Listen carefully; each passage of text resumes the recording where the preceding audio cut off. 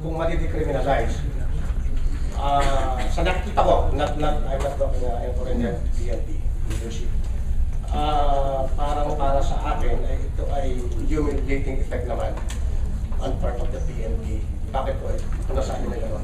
Yung pong mga radio program, ang dami mga umakatake sa pulis, sa mga kapulisyahan.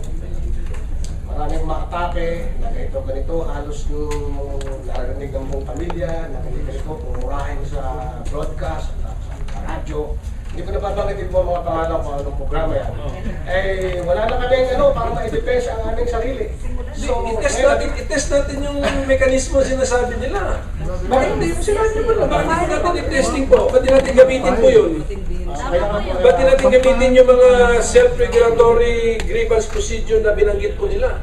Gamitin natin para makita nga natin kung effective o hindi. Kasi kung ma-decriminalize talaga, yan na lang takbuhan natin.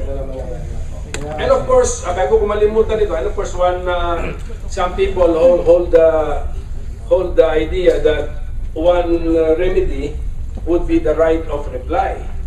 So what is now also the position of the media practitioners on legislating the right of reply?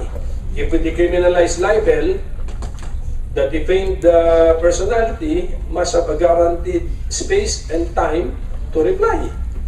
Ano po, kayo rin daw yatang naghumahad lang nito, tama ba yun? Mali. Ito Mr. Anturo. Yes, tama po yun, Senator. We've actually engaged the original authors of the ROR. But our point has always been, it will always be better if self-regulation be allowed on the media, because we do have these strict codes amongst ourselves. All other items of all other importance. Theoretically, pero siyempre, pwede naman lagyan ng... The law is written.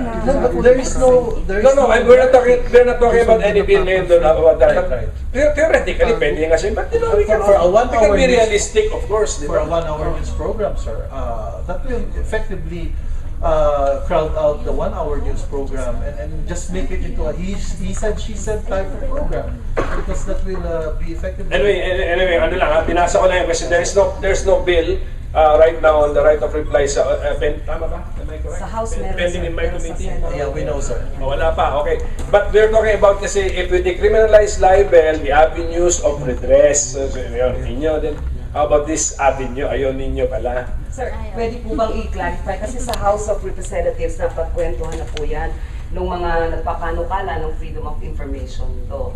So, contextual lang po, parang minsan, ang silip namin, yung ibang right of reply advocates or proponents, parang nagpapalusot na they don't really like FOI. So, parang tipong red herring na kailangan may right of reply. Contextual po naman yun. Pangalawa, pag ako right of reply, we actually do it because the codes of ethics and the norms of good journalism actually require us to be both accurate and fair.